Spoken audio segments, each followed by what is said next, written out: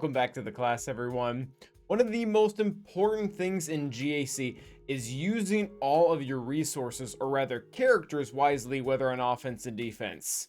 Well, luckily for us, a handful of them are really good at doing it all on their own. So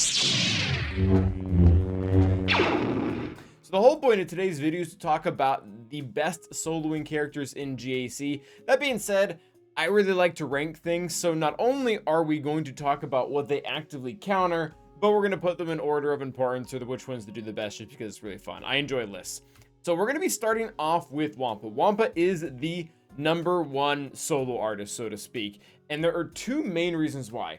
Number one, consistency.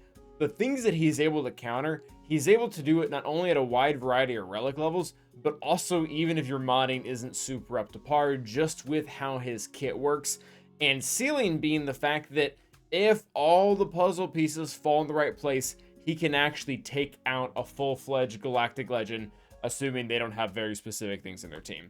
So looking a little bit of why this works. This is going to work specifically because of Wampa's GAC Omicron. This will not work really anywhere else. And he just gets a ton of these base stats, including 75% defense, which is going to allow him to tank a huge amount of attacks. On top of that, he's going to be applying damage over time to the enemies every single time he is hit. So if you're encountering a team that isn't immune to max health damage and doesn't have a consistent way to cleanse, this just kind of ends them. Not to mention he's going to be countering, getting turn meter, stacking offense. There's a lot of really good things that are wrapped up into this. And he has a really stupid high amount of stacking tenacity, so it's very hard to stun him if the enemy team doesn't have any tenacity down. So this isn't obviously one team that he beats. These are 5 separate teams that he beats. And one of the key things that you have to look for when you want Wampa to beat something is make sure there isn't tenacity down or some way, some type of irresistible stun that'll just completely screw him. And these are the 5 that are the most common. Iden, he takes down Iden fairly easily, assuming they haven't put TIE Fighter Pilot or something weird in. Oh, I guess actually Scout, Imperial Scout now actually also has days that can ruin him, so be on the lookout for that. Don't go after Iden teams that have him. Mothma is typically pretty safe overall. One thing you do have to look out for isn't tenacity down, but if your Wampa is just too darn good, does way too much damage, you can actually time out against Cara Dune with the way her potency up cycles. So maybe don't focus on building offense the entire time and make sure you can get the kill on her, because if you kill her every single time you use a basic and you're counting her every single time, she will continually cycle through potency up and never really die. So something to be on the lookout for. Grievous, I mean, it's really hard to lose that one, actually. I guess if BB-8's there, be really careful to not basic him so he counters you and applies tenacity down. But for the most part, that one is very safe. Phasma, as long as they don't have crew, there's really not a lot they can do. Even if they have the first order TIE Pilot Omicron, Wampa still beats the vast majority of those Phasma teams. And quite frankly, a lot of the things that we're going to look at today do, but it's one of the main ones.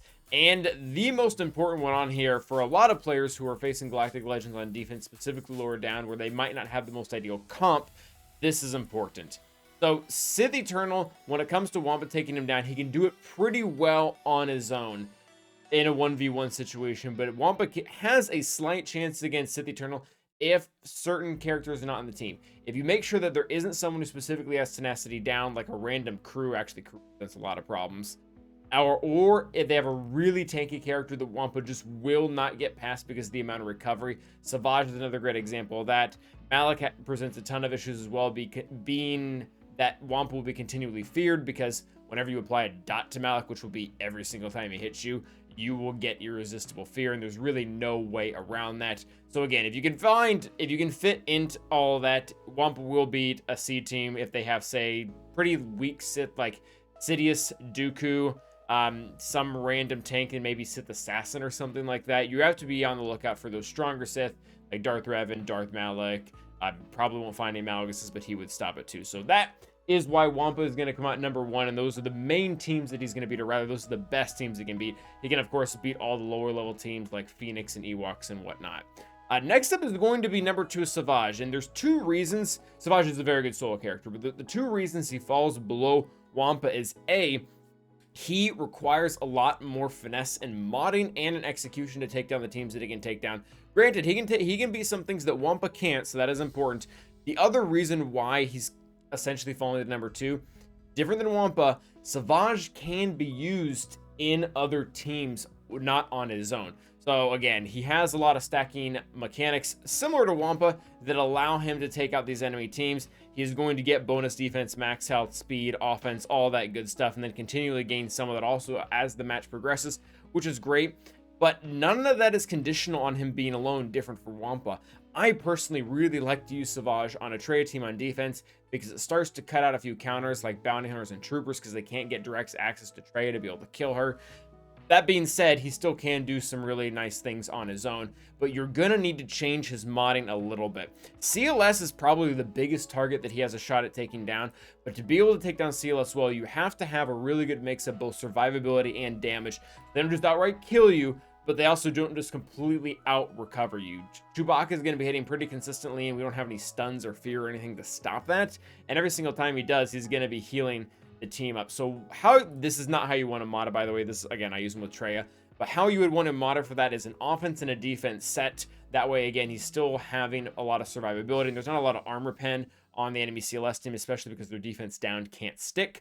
Crit damage triangle is going to be pretty important. Then you still want 3 health primaries on the other stats. So get your crit damage, get an offense set, but keep your other health primaries and defense set so that you can still actually just not die. Other relic levels are also going to be important.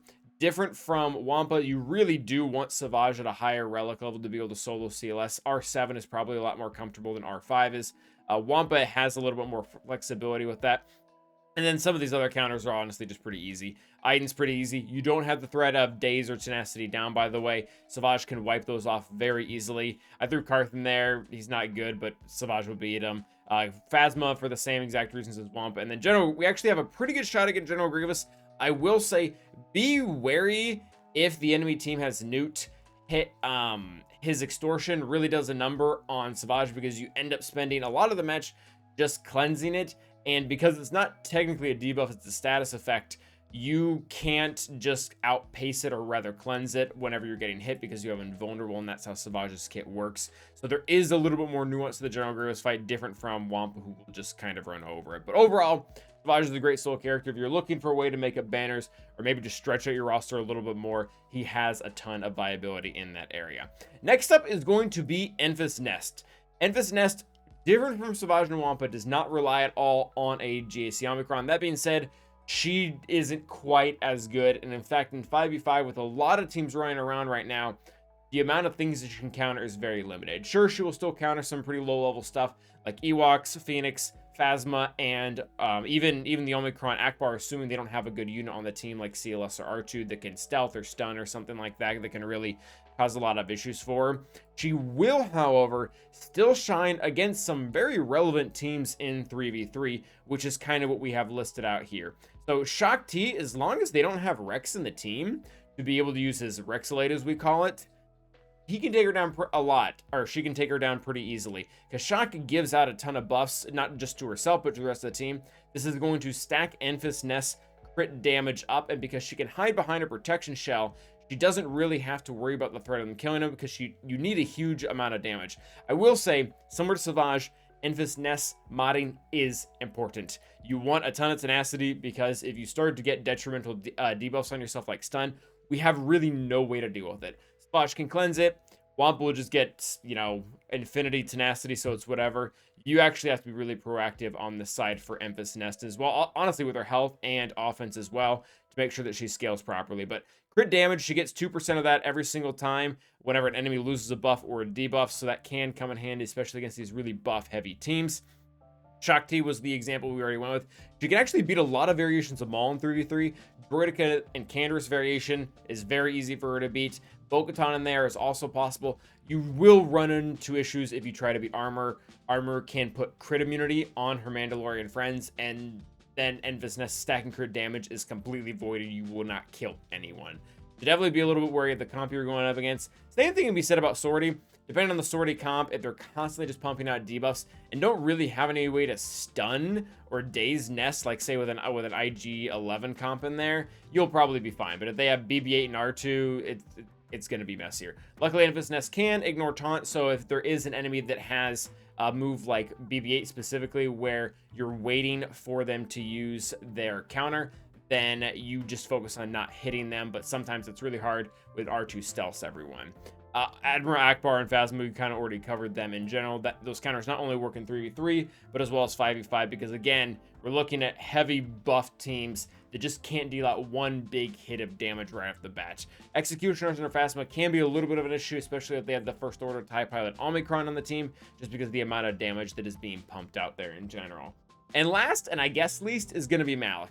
So Malik, the reason why he makes the list, so he's somewhat good. We're not trying to trash him here. But the reason why he falls short of everyone else is for 2 reasons. And it's kind of a combination of Infus Nest and SWGOH.